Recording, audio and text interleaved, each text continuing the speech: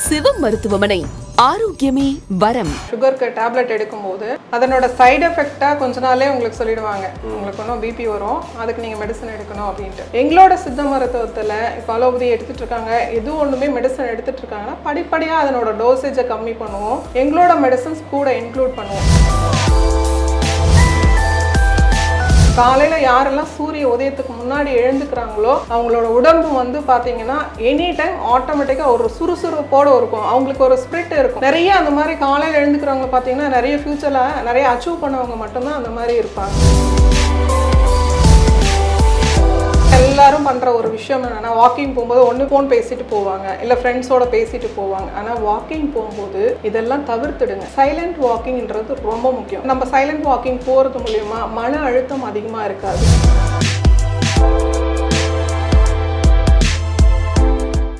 முன்னாடி பேசுகிறப்ப நீங்கள் சொன்னீங்க இந்த மாதிரி நம்ம நிறைய டேப்லெட்ஸு நம்ம வீட்டில் இருக்கிறவங்களோ சுகருக்கோ பிபிக்கோ கொலஸ்ட்ராலுக்கோ இல்லை ஏதோ ஒரு டிசீஸ்க்கோ நம்ம வந்து டெய்லி லைஃப் ஸ்டைலில் எப்படி சாப்பாடு எடுத்துக்கிறோமோ அதே மாதிரி வந்து டேப்லெட்டும் எடுத்துக்கிற மாதிரியான ஒரு சூழ்நிலை இப்போ இருக்குது, சரிங்களா? ஸோ இது நிறைய சைடு எஃபெக்ட்ஸை ஏற்படுத்தும். இதுக்கு சித்தால இந்த ஃபுட் எடுத்துக்கிட்டிங்கன்னா அந்த சைடு எஃபெக்ட்ஸ் கொஞ்சம் குறையும் அப்படிங்கிற மாதிரி ஏதாவது ஃபுட் இருக்கா? நீங்கள் சொன்னீங்க, பட் ஆனால் அது எக்ஸாம்பிளோட சொன்னீங்கன்னா எங்களுக்கு கொஞ்சம் புரியும். அதாவது நீங்கள் சொல்கிறதுங்க, இப்போ நார்மலாகவே சுகர் எடுத்தீங்க, சுகருக்கு டேப்லெட் எடுக்கும்போது அதனோட சைடு எஃபெக்டாக கொஞ்ச நாளே உங்களுக்கு சொல்லிடுவாங்க, உங்களுக்கு ஒன்றும் பிபி வரும், அதுக்கு நீங்கள் மெடிசன் எடுக்கணும் அப்படின்ட்டு. ஸோ அது ஓரியன்டாக நீங்கள் மெடிசன் எடுக்கும்போது அடுத்து ஹார்ட் சம்மந்தப்பட்ட பாதிப்புகள் வரும், அதுக்கு நீங்கள் மருந்து எடுக்க வேண்டி வரும்னுவாங்க. ஸோ ஒன் பை ஒன்னாக நம்ம மெடிசன்ஸ் எடுக்கும்போது கடைசி கட்டம் நம்ம கிட்னி.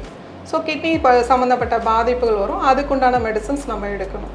ஸோ ஒரு வியாதிகள் வருது, அந்த வியாதியை அடிப்படையில் சரி பண்ணுறது ரொம்ப நல்லது இல்லையா? அதை நம்மளா மெடிசன்ஸ் எடுத்து இன்னொரு பக்கம் நம்ம வளர விடுறதை அவாய்ட் பண்ணுறதை விட்டுட்டு நம்ம ஒவ்வொன்றுத்துக்கும் மருந்து சாப்பிட வேண்டாம். இப்போ ஒரு பேஷண்ட் இருக்காங்க, கிட்டத்தட்ட ஒரு வேளைக்கு பார்த்தீங்கன்னா 15 மாத்திரை சாப்பிடுவார். அவருக்கு சுகர் ப்ராப்ளம் இருக்குது, பிபி ப்ராப்ளம் இருக்குது, லிவர் சம்மந்தப்பட்ட பாதிப்புகள் இருக்குது, எல்லாத்துக்குமே மெடிசன். அவரோட மைண்ட் செட்டே பார்த்தீங்கன்னா ஒவ்வொரு வியாதிக்கும் ஒரு மருந்து எடுக்கணும்.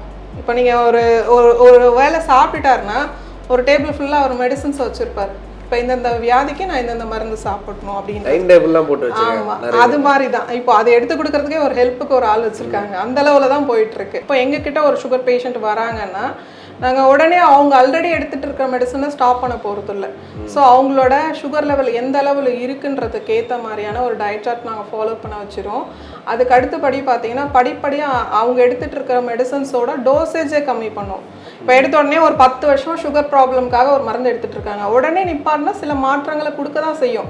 எப்படி ஒரு 6 o'clock டெய்லி ஒரு ட்ரிங்க்ஸ் எடுக்கிறாங்கன்னா அந்த 6 மணி ஆச்சுன்னா கை உதற தான் செய்யும். அதே மாதிரியே தான் மருந்துகளுமே. ஸோ அந்த மருந்துகள் எடுக்க பார்த்தீங்கன்னா அதுக்கே அவங்க அடிக்ட் ஆவாங்க. அந்த மருந்து எடுத்தால் நான் இன்னைக்கு நல்லா இருக்கேன், அந்த மருந்து எடுத்தால் நான் தூங்குவேன், அந்த மருந்து எடுத்தால் இன்னைக்கு எனக்கு ஃபுல் எனர்ஜி கிடைக்கும், இன்னைக்கு நான் நல்லா வாழ முடியும் அப்படின்ற மாதிரி தான் இருக்கே ஒழிய எங்களோட சித்த மருத்துவத்தில் இப்போ அலோபதி எடுத்துகிட்டு இருக்காங்க, எது ஒன்றுமே மெடிசன் எடுத்துகிட்டு இருக்காங்கன்னா படிப்படியாக அதனோட டோசேஜை கம்மி பண்ணுவோம், எங்களோட மெடிசன்ஸ் கூட இன்க்ளூட் பண்ணுவோம். ஸோ இன்க்ளூட் பண்ணதுக்கப்புறம் ஒரு 10 days ஒரு 15 days பார்த்தீங்க அப்படின்னா டோட்டலாக நீங்கள் ஆல்ரெடி எடுத்திருக்க மெடிசன்ஸை ஃபுல்லாக ஸ்டாப் பண்ணிவிட்டு நம்மளோட மெடிசன்ஸ் மட்டும்தான் கொடுப்போம். இது போக ஹெல்த்தியாக நான் உடம்பை வச்சுக்கணும், முழுசாக ஆரோக்கியமாக வச்சுக்கணும், அப்போ ஒரு நாளைக்கு 24 hours என் உடம்பு நல்லா இருக்கணுன்ற விஷயத்துக்காக சில விஷயங்கள் நம்ம ஃபாலோ பண்ண வைப்போம். காலையில் யாரெல்லாம் சூரிய உதயத்துக்கு முன்னாடி எழுந்துக்கிறாங்களோ அவங்களோட உடம்பு வந்து பார்த்திங்கன்னா எனி டைம் ஆட்டோமேட்டிக்காக ஒரு சுறுசுறுப்போடு இருக்கும், அவங்களுக்கு ஒரு ஸ்பிரிட் இருக்கும்.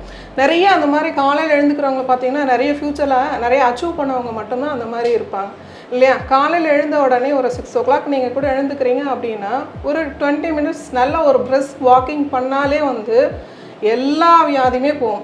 இப்போ எல்லாரும் என்ன சொல்கிறாங்க, சுகர் இருக்கா வாக்கிங் போங்க, பிபி இருக்கா வாக்கிங் போங்க, பிசிஓடி பிரச்சனை இருக்கா வாக்கிங் போங்கன்னு சொல்கிறாங்க. உடல் எடை யாருக்கெல்லாம் அதிகமாக இருக்கோ வாக்கிங். இப்போ வாக்கிங் போகிறது இவ்வளோ பெனிஃபிட்ஸ் இருக்கு இல்லையா?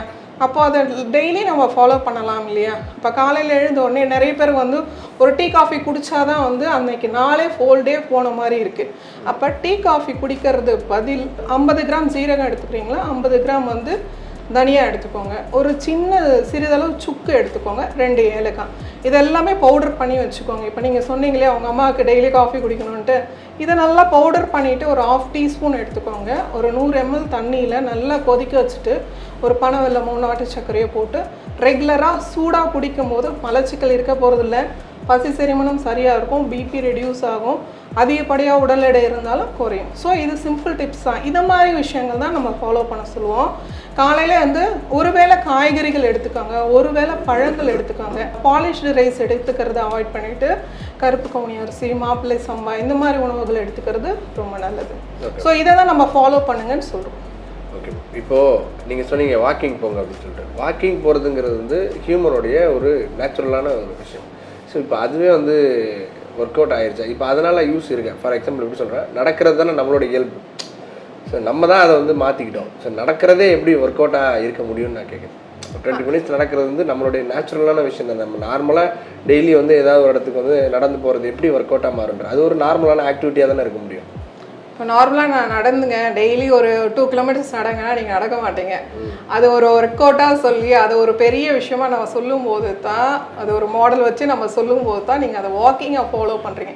வாக்கிங்கில் நிறைய பெனிஃபிட்ஸ் உண்டு. இப்போ நார்மலாக எல்லாரும் பண்ணுற ஒரு விஷயம் என்னென்னா, வாக்கிங் போகும்போது ஒன்று ஃபோன் பேசிட்டு போவாங்க, இல்லை ஃப்ரெண்ட்ஸோடு பேசிட்டு போவாங்க. ஆனால் வாக்கிங் போகும்போது இதெல்லாம் தவிர்த்துடுங்க. சைலண்ட் வாக்கிங்ன்றது ரொம்ப முக்கியம். சைலண்ட் வாக்கிங்னா ரொம்ப பெரிய விஷயம் இல்லை, அமைதியாக வாக்கிங் போகிறது தான்.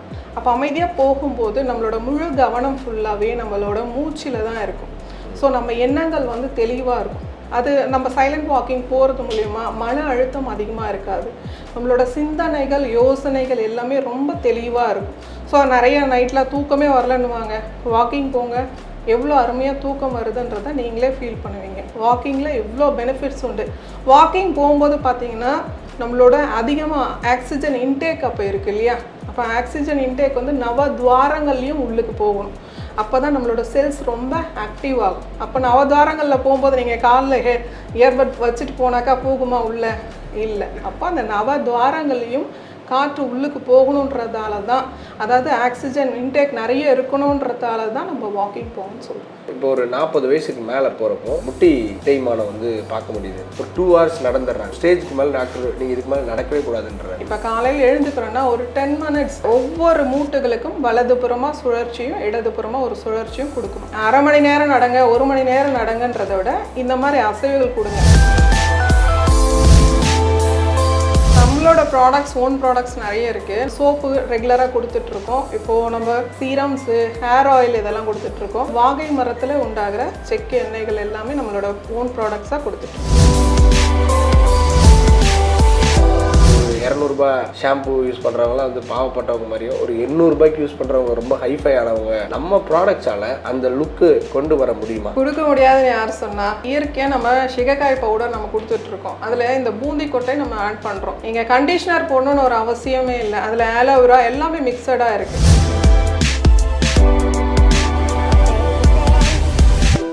ஆரோக்கியம் வரமாக சிவம் மருத்துவமனை 8111 044 6000.